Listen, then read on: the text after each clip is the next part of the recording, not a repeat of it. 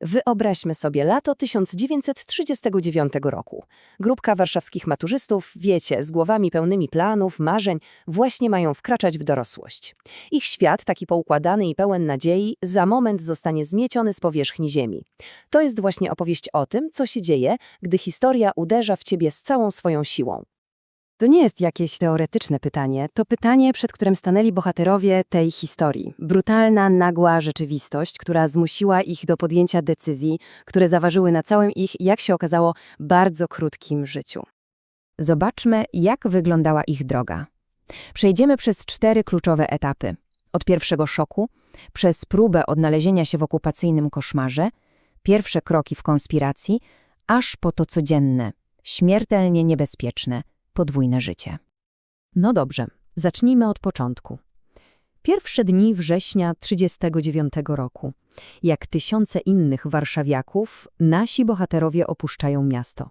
Ruszają na wschód, wlewając się w tę niekończącą się rzekę uchodźców. I tu dochodzi do pierwszego potężnego zderzenia. Z jednej strony mamy oczekiwania. Młodzi chłopcy wychowani w kulcie patriotyzmu mogli sobie wyobrażać wojnę jako jakąś wielką, może nawet trochę romantyczną przygodę. Z drugiej strony jest rzeczywistość, która uderza w nich z całą mocą. Chaos, bezradność, wszechobecny strach. Ta droga na wschód to była brutalna lekcja. Na własne oczy widzą zbombardowane pociągi, pomagają rannym, wokół tylko zgliszcza i ludzkie cierpienie. Aż w końcu dociera do nich wiadomość, która jest jak cios obuchem w głowę. Polska została zaatakowana nie tylko z zachodu. Od wschodu weszła Armia Czerwona. Ich droga ucieczki właśnie stała się śmiertelną pułapką. Wracają więc do Warszawy, ale to już nie jest ich miasto. Zastają stolicę pod niemieckim butem, miejsce, gdzie każdy dzień jest po prostu walką o przetrwanie. Życie codzienne zamieniło się w koszmar. Wszechobecne niemieckie mundury, ciągły strach przed łapanką na ulicy, z której można było już nigdy nie wrócić do domu.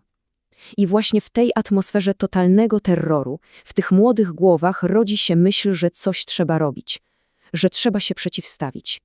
To zagrożenie nie było już czymś abstrakcyjnym, stało się bardzo, bardzo osobiste. Egzekucja ojca Alka w Palmirach to był ten moment, który uświadomił im, że wróg jest realny, bezwzględny i śmiertelnie niebezpieczny. To wydarzenie scementowało ich decyzję. Trzeba walczyć. No i tak stawiają swoje pierwsze kroki w konspiracji. Trafiają do młodzieżowej organizacji niepodległościowej, o której pewnie niewielu dziś pamięta, o nazwie Plan. Plan był jedną z najwcześniejszych podziemnych grup w okupowanej stolicy.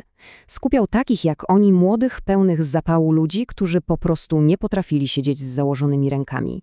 Szukali jakiegokolwiek sposobu, żeby walczyć. A ich zadania, cóż, były śmiertelnie niebezpieczne. Roznosili podziemną prasę, malowali na murach antyniemieckie hasła, a nawet współpracowali z grupami, które przeprowadzały akcje zbrojne. To był ich prawdziwy chrzest bojowy w konspiracji, szybka nauka życia w ciągłym zagrożeniu. Ale szybko zorientowali się, że w tej organizacji panuje bałagan, a jej polityczny profil nie do końca im odpowiada. Postanowili odejść. I ta decyzja, jak się okazało, uratowała im życie, bo zaledwie miesiąc później Gestapo rozbiło całą siatkę planu.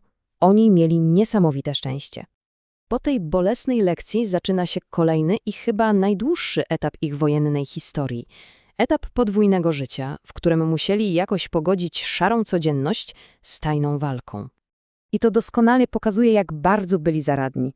Wojna zabrała im wszystko, więc musieli na nowo wymyślić, jak zarobić na życie, jak utrzymać siebie i swoje rodziny. Każdy z nich znalazł na to inny sposób, od domowej produkcji marmolady po ciężką pracę fizyczną. Ale praca to jedno. Równolegle robili coś jeszcze. Kontynuowali naukę na tajnych kompletach. To był niezwykły, cichy akt oporu. Głęboko wierzyli, że ucząc się, przygotowują się do tego, żeby kiedyś odbudować Polskę. Wiedza była dla nich taką samą bronią jak pistolet. I taka właśnie była ich nowa normalność. Pomyślmy o tej presji. W dzień praca, żeby przeżyć, potem tajna nauka, żeby przygotować się na przyszłość, a przez cały czas, w każdej wolnej chwili, konspiracja, walka tu i teraz, życie, w którym jeden fałszywy ruch mógł oznaczać śmierć. I to pytanie jest chyba sercem całej tej opowieści. W świecie, który odebrał im młodość i normalność, oni starali się nie tylko przetrwać i walczyć. Starali się przede wszystkim ocalić swoje człowieczeństwo, przyjaźń, te wartości, w które wierzyli. Ich historia to tak naprawdę uniwersalna opowieść o odwadze w czasach nieludzkich i o tym, że nawet w najgłębszej ciemności siłę można znaleźć w braterstwie.